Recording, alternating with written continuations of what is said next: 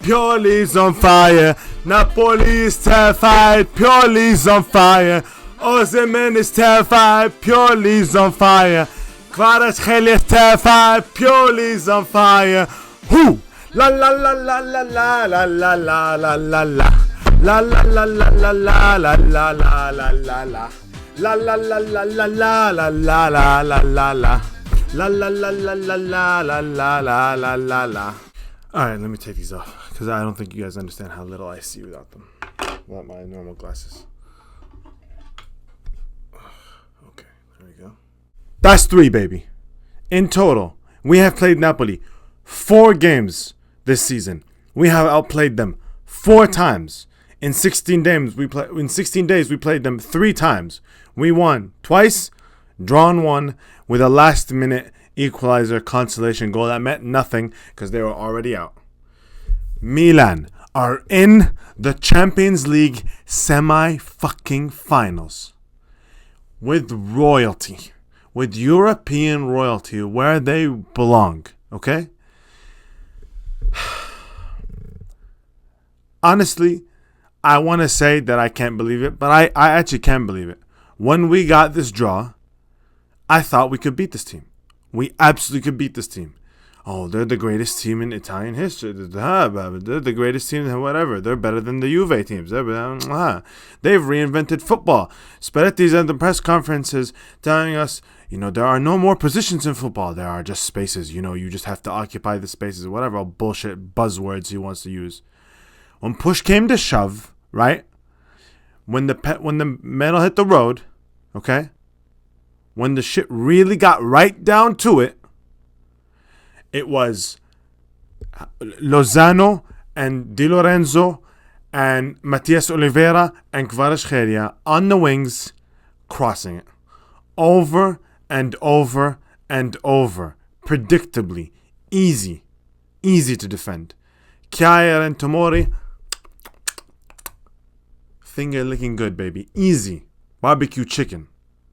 Easy clearances, one after another, after another, after another. They got the ball where we wanted them to get the ball. And once they got it there, they pushed it in the spots that we wanted to push it to them. Push it there. When Kvaratskhelia got the ball, he never, ever, ever, he once or twice maybe, he put us in real danger. He once or twice had us really tracking back. Had us really on our heels. But other than that, he was standing, getting repelled by Calabria, cutting inside into 5 different midfielders. So ultimately, at no point was it really that dangerous. Osimhen, I said this in the first episode. I said this in the first leg. I said this in the video where we won 4-0. I wanted him to be out there. I wanted him to be out there so that there could be no excuses. And because I knew this is what the impact would be. Like, yeah, it's cool. You have this great striker. Cool. Can you get him the ball? The answer is simply put, no. No, you can't get him the ball. Because, like I said, Kvaratskhelia is being put in jail, right? And none of those midfielders can get him the ball. Simple as that. Tonali is better than Anguissa, and better than Ndombele, and better than Elmas, and better than Zielinski, and better than Lobotka. And so is Benasser.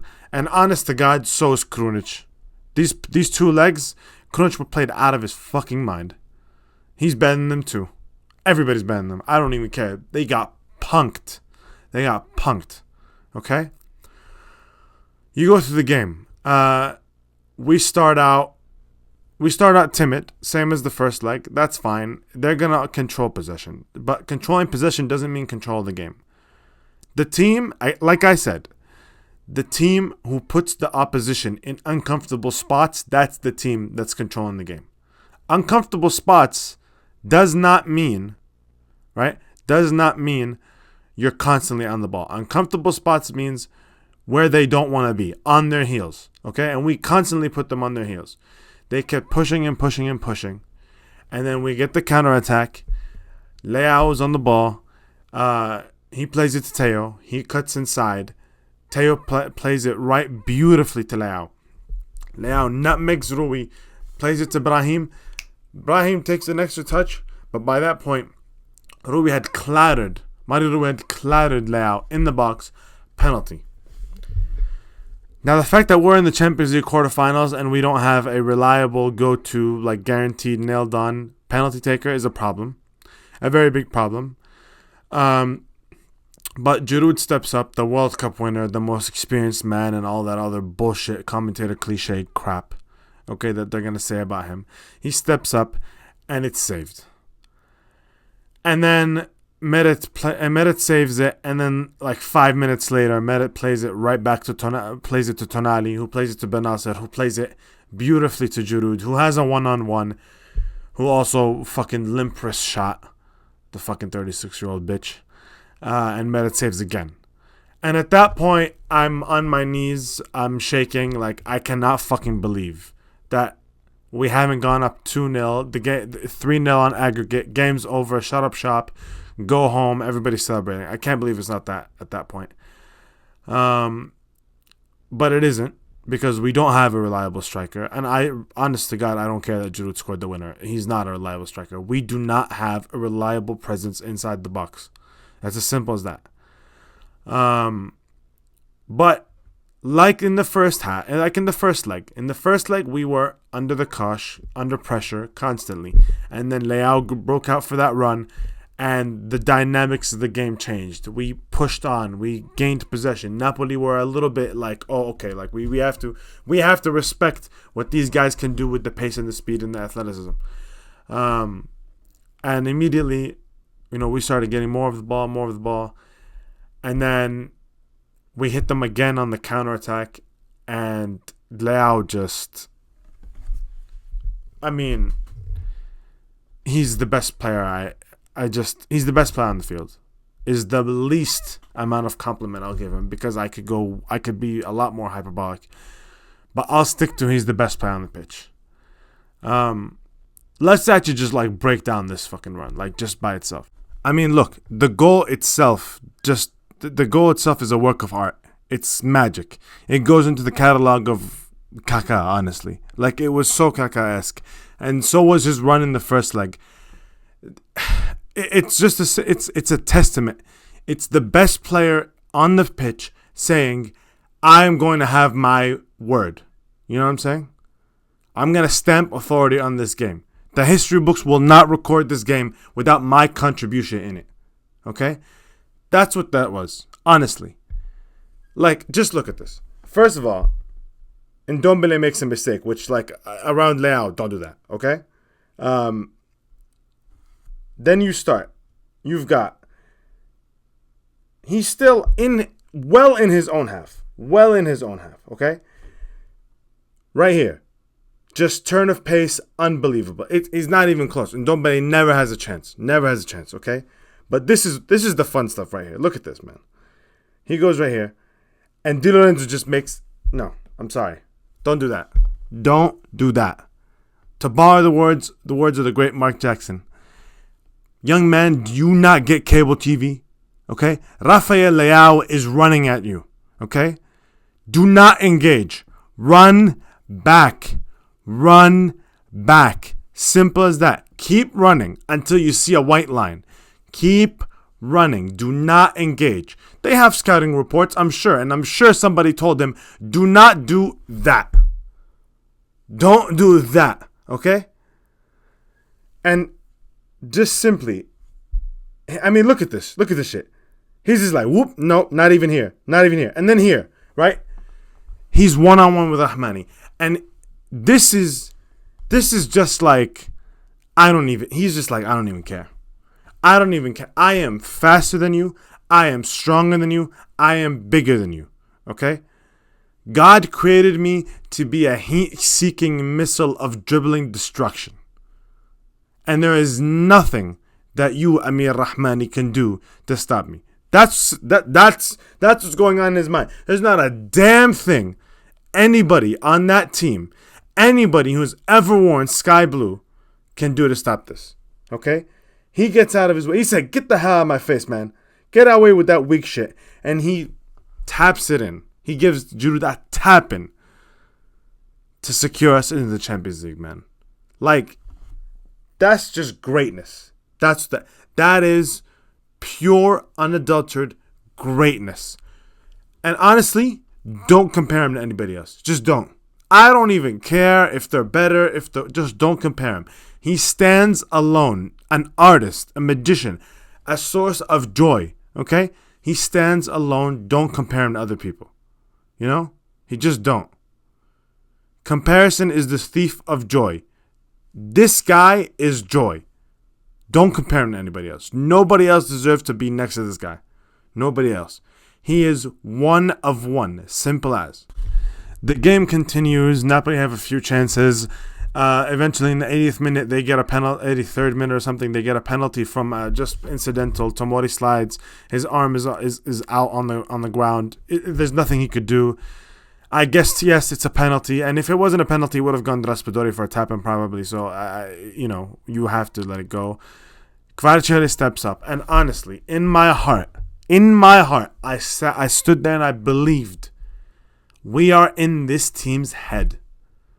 In their head, they're thinking, damn, they might just be better than us. It's sunk in a little bit.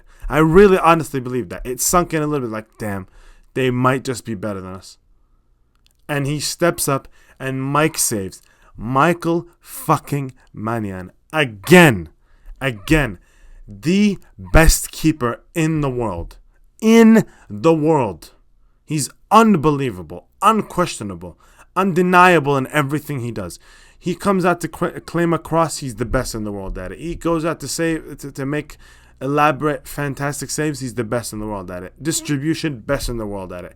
He drops it to Leao multiple times in the game, on the money, like right in the basket where only he can get it.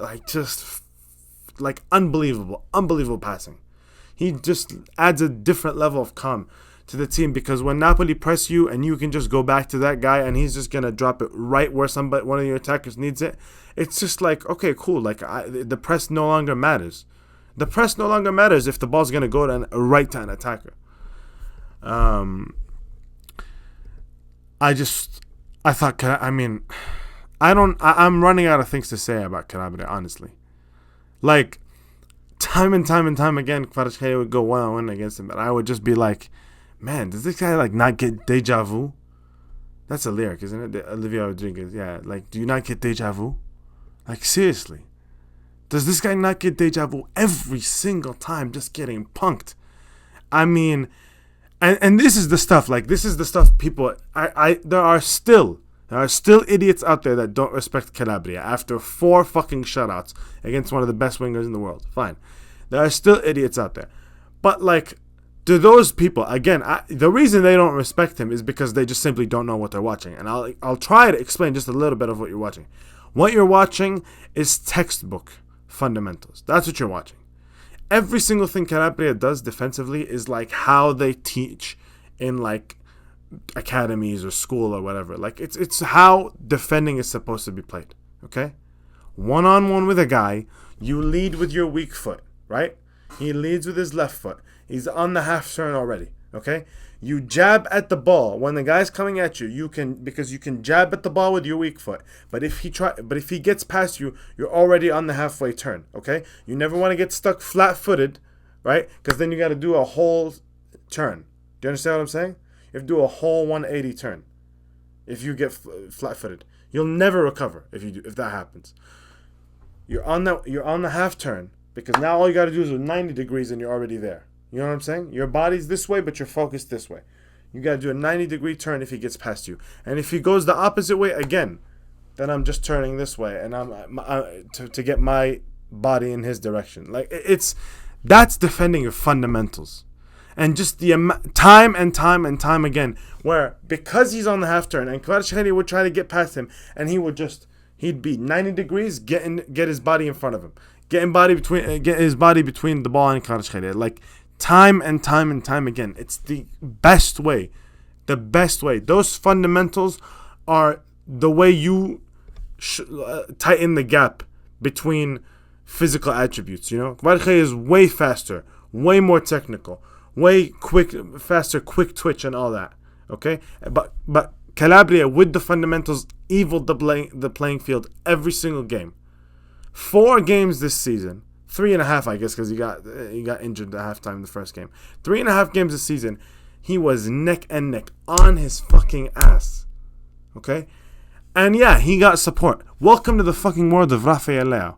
Like, all the people were calling about, like, oh, he got double teamed, he got triple teamed. Like, wow. Welcome to the world of every great player in the history of the sport. Of any sport, actually. You know? Deal with it. If you're double teamed, somebody's open. That's the rule. That's the rule of every sport. If you're double teamed, somebody's open. Okay? They could not find that man consistently enough. I'm not even going to talk about all the off-field stuff. I mean, Napoli fans are just fucking losers. Like, I'm sorry. They're just absolute fucking losers. Spalletti is a loser. He will always be a loser. Congratulations on his Scudetto. He's still a loser. I don't care. The things he says, his demeanor, the way he acts, are all the characteristics of a loser. Somebody who does not act like they've been there because they actually have never been there. That's the reality of Spalletti. Pioli wasn't a Scudetto winning manager before he won it either. But when refereeing decisions went against him, by the way, like, there was no penalty for Napoli. I don't know what anybody's fucking bullshitting about. I don't care. He got the ball first, regardless. But when refereeing decisions went against Milan, Pioli kept his calm. Okay? Because that transcends the team. And the team keeps its calm in pressure situations. And in pressure situations, Napoli did not keep their cool. They did not keep their calm. They whined and bitched and moaned and complained, the same as their manager. That transcends too. Honestly, I'm just happy. This is just amazing. Like, this is just amazing. This is such an amazing team. A team full of players like you just love to root for. Like, I love to cheer for these guys. I really, really do. I'm really so happy. I can't wait for the semifinal, man. I really can't wait for the semifinal. I hope it's Inter. Actually, that's not true. I hope it's Benfica because I don't even want them to have the joy of a Champions League semifinal. But it will probably be Inter, and that's just going to be like pressure and nervousness on the next level. Not for the players, for me. I'm just going to be a nervous wreck. But, man, I'm so excited for that shit, man. I cannot fucking believe 16 years, man. 16 years. We're back in the royalty, man. We're back at the elite of the elite of the elite. The last four, man. The last four. We're really back, man. It's been so fucking long.